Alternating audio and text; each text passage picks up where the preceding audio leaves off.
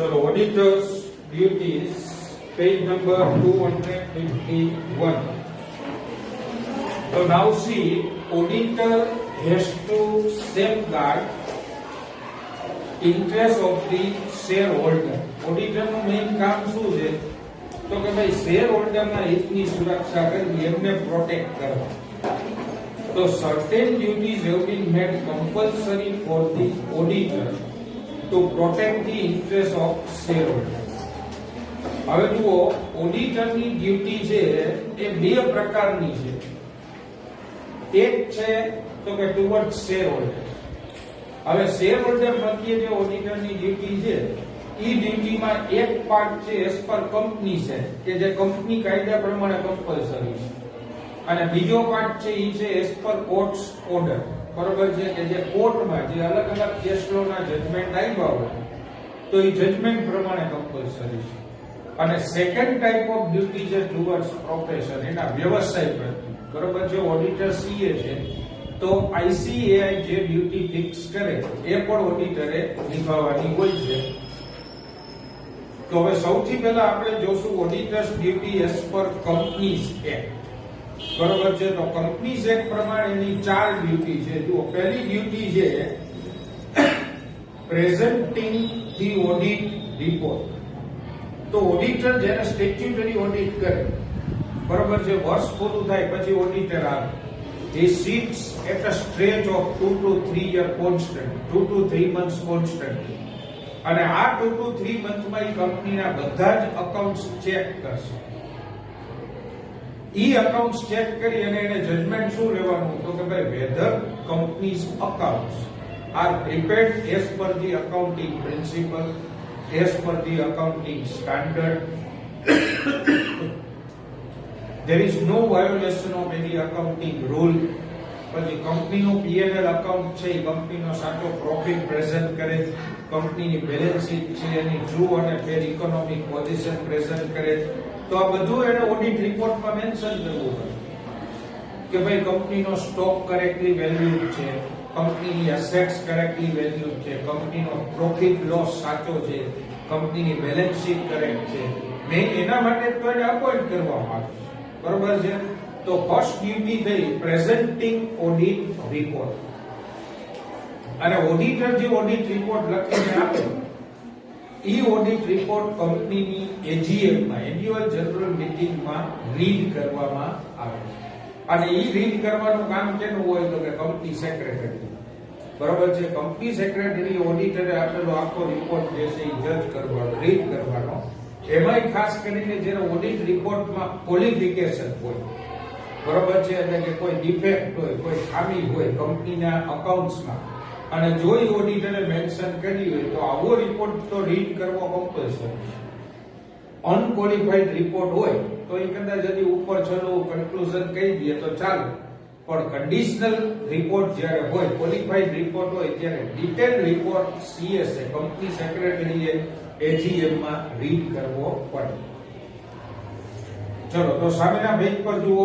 According to the notification of companies act in 1965, newly added section in section 227 subsection 1 dictate the following duties of an auditor. તો એમાં સૌથી પહેલી duty છે auditor should ensure that mortgage and secured loan of the company or condition of loan is not adverse to the interest of shareholder and proper security have been obtained against the loan and credit. તો જુઓ, સૌથી પહેલી duty કંપનીએ જે mortgage loan લીધી હોય, mortgage loan એટલે શું? ડિબેન્ચર. ડિબેન્ચર મોર્ગેજ લોન કહેવાય. પછી તમે કોઈ પણ બેંક કે ફાઇનાન્શિયલ ઇન્સ્ટિટ્યુશન પાસે લ્યો તો બેંકે સિક્યોરિટી વગર લોન આપતી નથી. તો આ લોનના બારામાં ઓડિટરે એ ચેક કરવાનું કે ભાઈ આવી કોઈ જ લોન શેર હોલ્ડરના ઇન્ટરેસ્ટને સ્ટેક પર રાખીને લેવામાં આવી નથી. ટૂંકમાં શેર હોલ્ડરના ઇન્ટરેસ્ટને કોઈ આની એડવર્સ ઇફેક્ટ થતી નથી ને, ઈ ઓડિટરે ચેક કરવાનું. પછી સેકન્ડ ડ્યુટી છે adjustment entry mentioned in the books of accounts of the company are in the interest of company or not.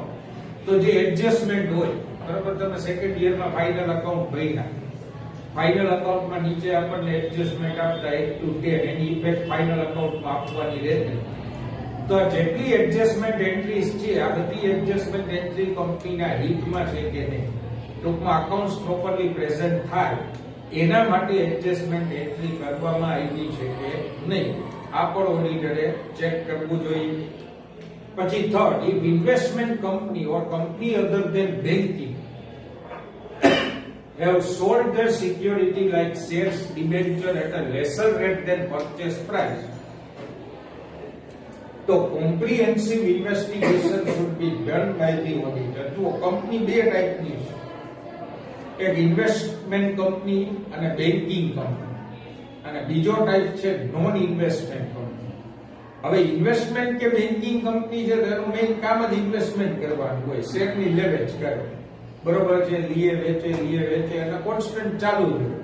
હવે ઇન્વેસ્ટમેન્ટ કંપની શેરની લેવેચ કરે તો ધેટ ઇઝ નોર્મલ, પણ અધર ધેન ઇન્વેસ્ટમેન્ટ કંપની છે ઈ જો શેરની લેવેચ કરે તો એમાં ઓડિટરે ઈ જોવાનું કે ભાઈ લીધા એના કરતા ઓછી કિંમતે શેર વેચ્યા નથી ને, બરોબર છે. ધારો કે રિલાયન્સ ઇન્ડસ્ટ્રીના શેર છે એ 1800 રૂપિયામાં લીધા અને 1500 માં વેચી નાખ્યા, તો ઓડિટરે જોવાનું કે આ શું કોને વેચ્યા. કારણ કે ઘણી વખત શું કરે ખબર છે, ડાયરેક્ટરો એવું સેટિંગ કરે કે કંપનીના નામે શેર ઊંચી કિંમતે લેવડાવે, પછી નીચી કિંમતે પોતે કંપની પાસેથી રીપર્ચેસ કરી અને પોતાને ફાયદો થાય, કંપનીને લોસ થાય.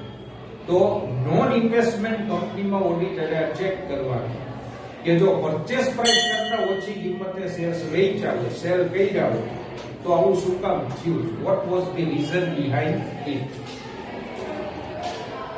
પછી ચોથું, company has not shown the amount of loan provided as deposit. કંપનીએ કોઈ લોન આપી હોય તો લોન એડવાન્સીસ ડિપોઝિટ આ બે વસ્તુ ટોટલી અલગ છે.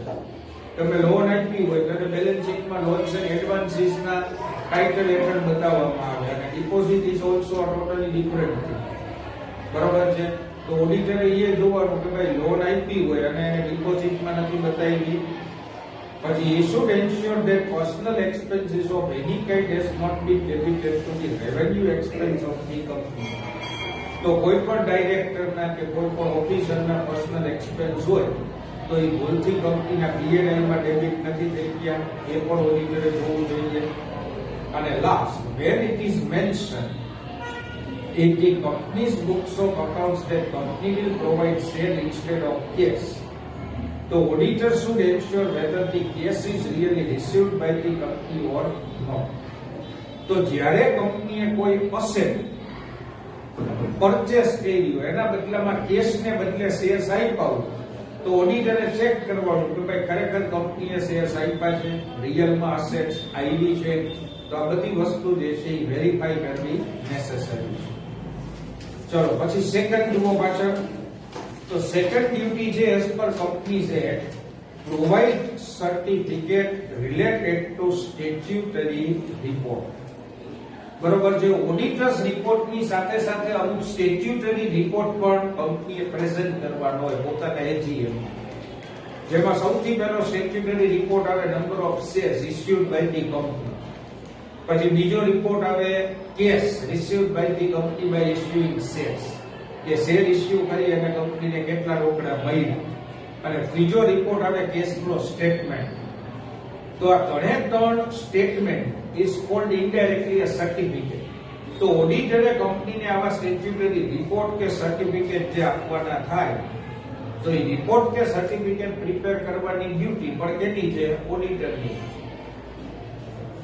પછી ત્રીજું છે report to be included in prospectus. બરોબર છે. જ્યારે કંપની કોઈ વધારાના શેર, ડિબેન્ચર કે કોઈ પણ ટાઈપની સિક્યોરિટી ઇસ્યુ કરે ત્યારે એને પ્રોસ્પેક્ટસ ઇસ્યુ કરવું પડે.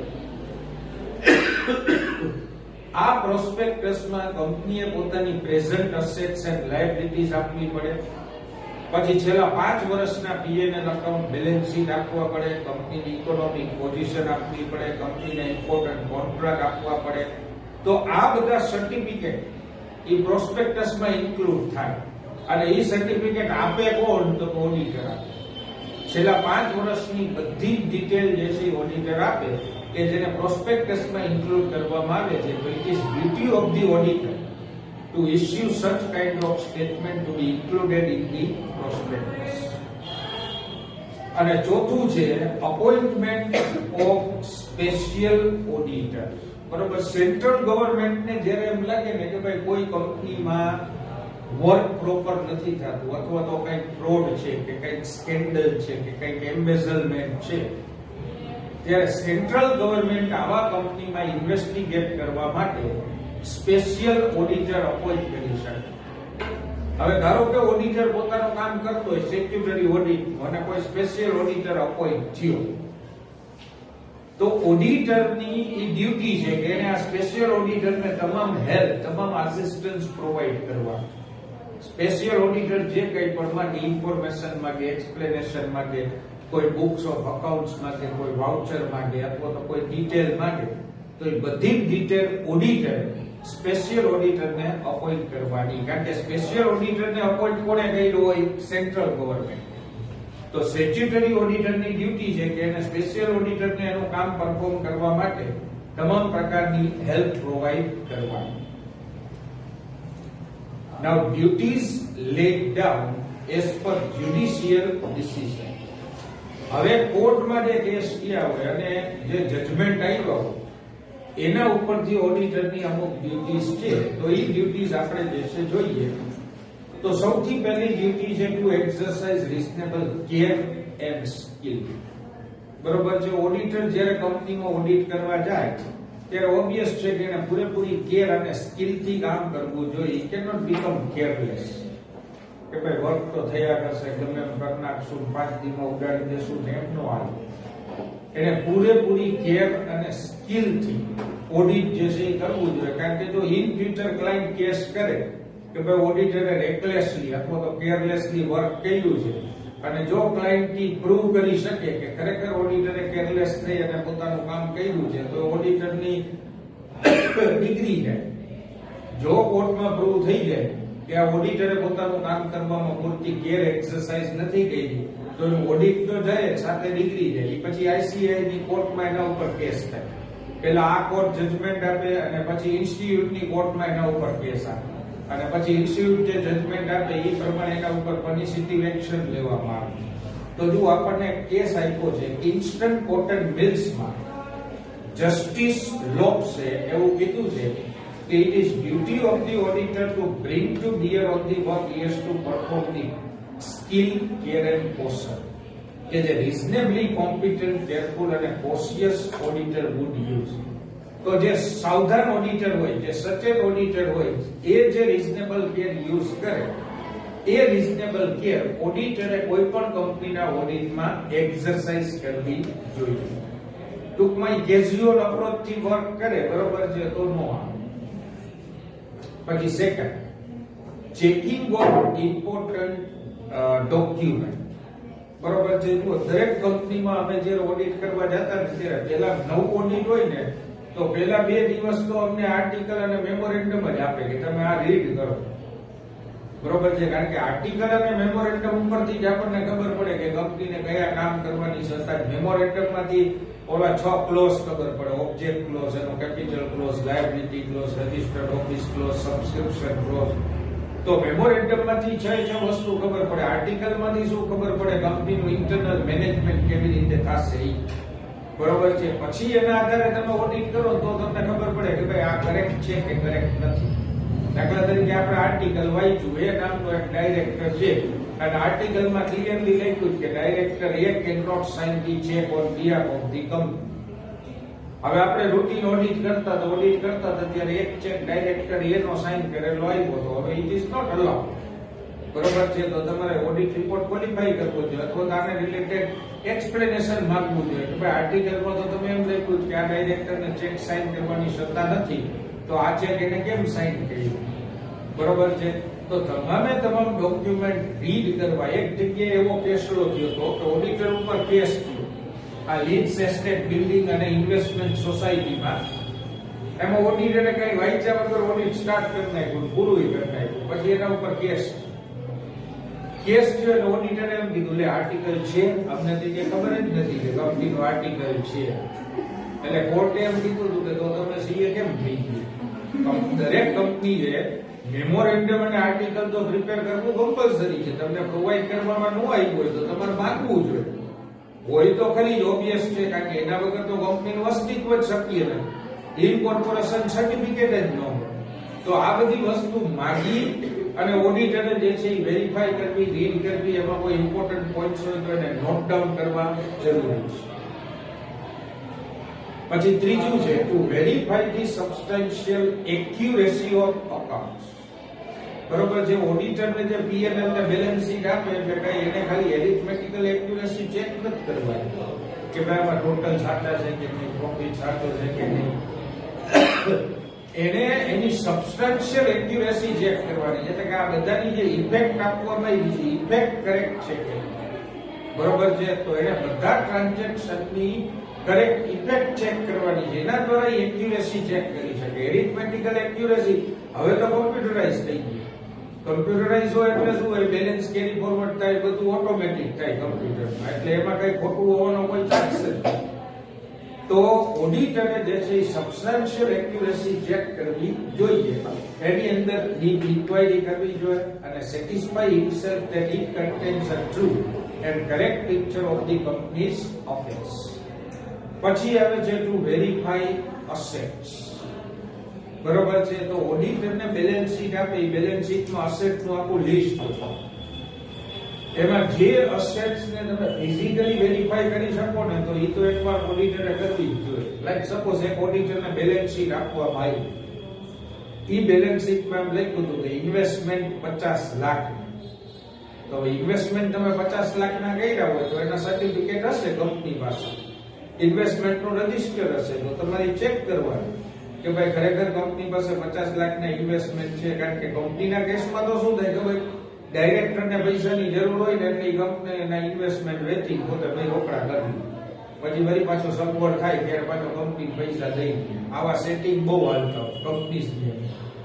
તો ઓડિટરે જે અસેટ બેલેન્સ શીટમાં આવે બધી અસેટ વેરીફાઈ કરવી જોઈએ. તો આની અંદર જે આપણને કેશ ફ્લો આપ્યો છે બરાબર છે, જુઓ we are given London oil storage company versus Seear Hasluck. તો એમાં ઓડિટર ઉપર કેસ થયો તો કે એસેટ્સ વેરીફાઈ કર્યા નતા. તો it was held that duty of the auditor was to verify the petty cash on hand, અને by not doing so he was liable for negligence. Even petty cash બરોબર છે, જે પેટા રોકડ જેને આપણે કહીએ નાના નાના ખર્ચા ચૂકવવા માટે જે પેટી કેશિયરને આપી હોય એને પેટી કેસ કહેવાય. તો એ પેટી કેસ ઓન હેન્ડ કેટલી છે ને એ ઓડિટરે વેરીફાઈ કરવી જોઈએ. પેટી કેસ, ઇન્વેસ્ટમેન્ટ, પછી કોઈ મોટી મોટી અસેટ્સ હોય 2, 5, 10 કરોડ રૂપિયાની, તો એવી અસેટ્સ છે એને ફિઝિકલી જમીન મકાન છે બરોબર છે, તો એને ફિઝિકલી જોવા જવાના કે આપણે 10 કરોડના જમીન મકાન છે બરોબર છે. ગુડવિલ, પેટન્ટ, ટ્રેડમાર્ક, કોપીરાઇટ એ તમે ફિઝિકલી વેરીફાઈ ન કરી શકો તો એના એગ્રીમેન્ટ જોઈ લેવા, કારણ કે ગવર્નમેન્ટ અને એગ્રીમેન્ટ હોય તો એના એગ્રીમેન્ટ તમારે જોઈ લેવાના. જે ફિઝિકલ અસેટ્સ છે એનું ફિઝિકલ વેરિફિકેશન કરી લેવાનું. પછી to reveal the true financial position. તો ઓડિટરની ડ્યુટી છે કે એને કંપનીની સાચી ફાઇનાન્શિયલ પોઝિશન, કંપનીના true state of affairs present કરવા જોઈએ. જો એ કંપનીની ટ્રુ ફાઇનાન્શિયલ કન્ડિશન પ્રેઝન્ટ ન કરે, ટ્રુ ઇકોનોમિક અફેર્સ, અસેટ્સ અને લાયબિલિટીઝ પ્રેઝન્ટ ન કરે, then also he will be held guilty for the negligence.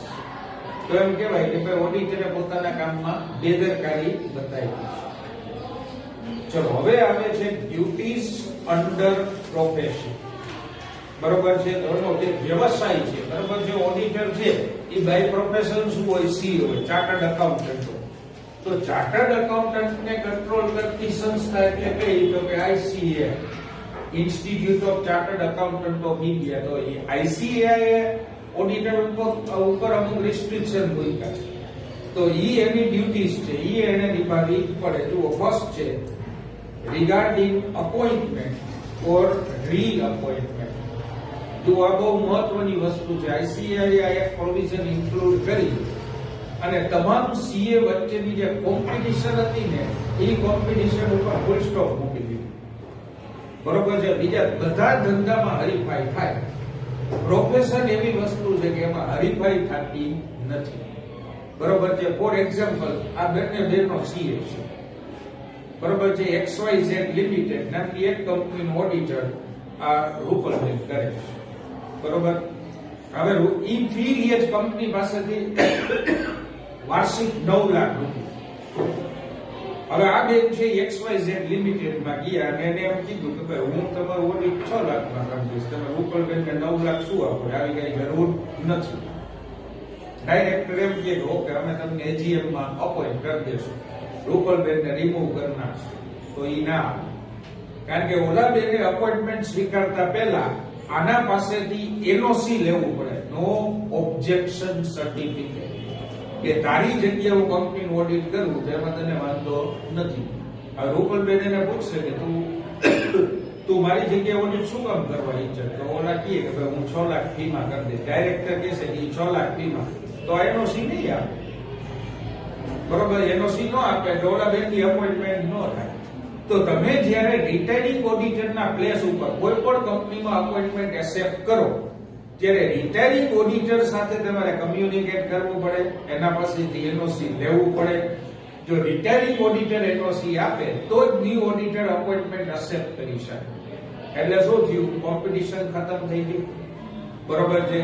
તો as per the profession of ICAI તમે જ્યારે અપોઇન્ટ થાવ, બરોબર છે, ત્યારે તમારે રિટાયરિંગ ઓડિટર પાસેથી જે છે મંજૂરી લેવી કમ્પલસરી છે. પછી જુઓ second, not to accept less fees. બરોબર છે. ક્યારેય સીએ કે ઓડિટર આવું કરી ન શકે હું ઓછી ફીમાં ઓડિટ કરી દઈશ, મને આપો. આવું સીએ ક્યારે બોલે? ક્યારે એટલે ક્યારે. બરોબર છે. ફીસ બેની ઇક્વલ હોય. હા, સીએ માં કોમ્પિટિશન કરવી હોય તો તમે એમ કહો કે હું તમને ઓડિટની સાથે ટેક્સેશન વર્ક કરી દઈશ, વેલ્યુએશન વર્ક કરી દઈશ, થોડું ઘણું તમારું ફાઇનલાઇઝેશન વર્ક બાકી હશે તો એમાંય તમને હેલ્પ કરીશ. You can provide additional services, but you cannot decrease the fee. You cannot reduce the fee. Auditor છે એ ક્યારે ઓછી ફીમાં કામ લેવું એ કરી શકતો નથી. પછી ત્રીજું છે સાઇનિંગ ઓફ રિપોર્ટ. હવે એક ફર્મ છે, બરાબર, સીએ ની ફર્મ હોય છે. હવે ધારો કે એક ફર્મ છે એ કંપનીનું ઓડિટ કરે છે. હવે એ ફર્મમાંથી ઓડિટ રિપોર્ટ સાઇન કોણ કરશે? તો કે એ ફર્મનો જ કોઈ પાર્ટનર. પણ ઓડિટરે ખાસ એ જોવાનું કે જે પાર્ટનર ઓડિટ રિપોર્ટ સાઇન કરે એ પાર્ટનર ICAI નો મેમ્બર હોવો જોઈએ અને CEO હોવો જોઈએ. ICAI નો મેમ્બર તો જ થાય જો એ સીએ હોય, બાકી તો એ શક્ય નથી.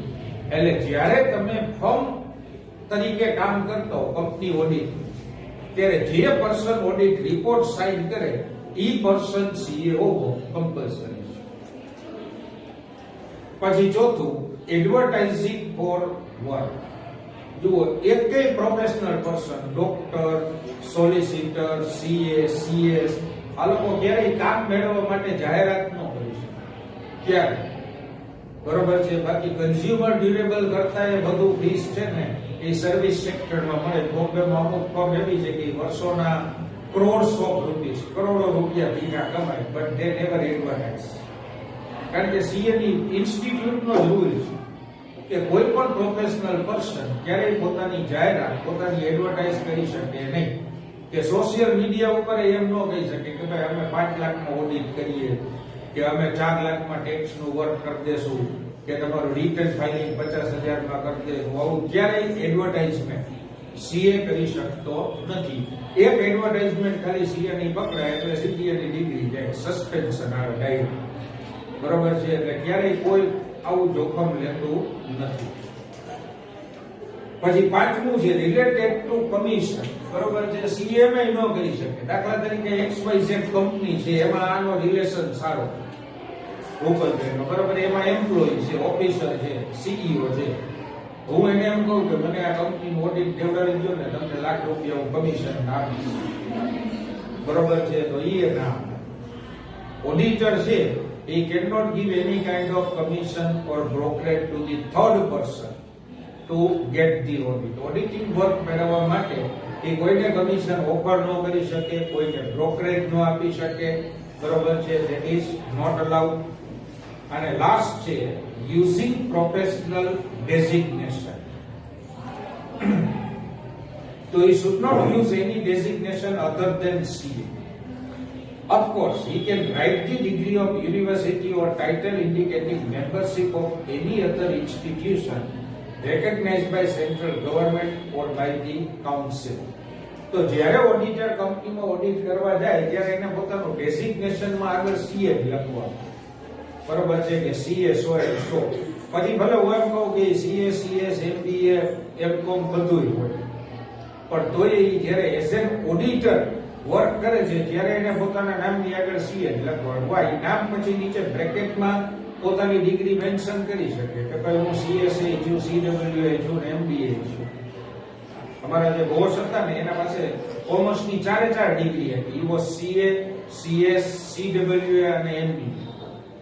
4 ડિગ્રી. હું જે ફોર્મમાં આર્ટિકલશીપ કરતો, બરોબર છે, વિષ્ણુભાઈ હરિભક્તિ એનું નામ હતું. હી વોઝ હેલ્ડિંગ ઓલ 4 કોમર્સની 4 ટોપ ડિગ્રી એટલે કઈ સીએ, સીએસ, સીડબ્લ્યુ અને એમબી. એના પાસે 4 ડિગ્રી. બરોબર. તો તમે તમારા નામ પાછળ મેન્શન કરી શકો, પણ તમારા નામની આગળ તમારે ડેઝિગ્નેશન તો શું લખવાનું? સીએ લખવાનું. બરોબર છે. તો ધેટ્સ ઓલ. તો these were the duties of auditor. એનું સ્ટેટસ કે કાંઈ જ આપણે કરવાનું નથી. બરોબર છે. It is not required at all. મેં તમને કીધું એ પ્રમાણે આ ચેપ્ટરમાં તમારે 2 ક્વેશ્ચન આવશે: અપોઇન્ટમેન્ટ, રીઅપોઇન્ટમેન્ટ, ક્વોલિફિકેશન, ડિસ્ક્વોલિફિકેશન, રેમ્યુનરેશન, રિમૂવ. આ એક પ્રશ્ન. અને બીજો ઓડિટર્સ રાઇટ્સ એન્ડ ડ્યુટીઝ. આ બીજો પ્રશ્ન. બરોબર. એમાં પહેલા પ્રશ્નના ચાન્સ 70%, બીજા પ્રશ્નના ચાન્સ 30%. બરોબર. ચલો, તો ધેટ્સ ઓલ. આપણું સેકન્ડ યુનિટ આ પૂરું થઈ ગયું.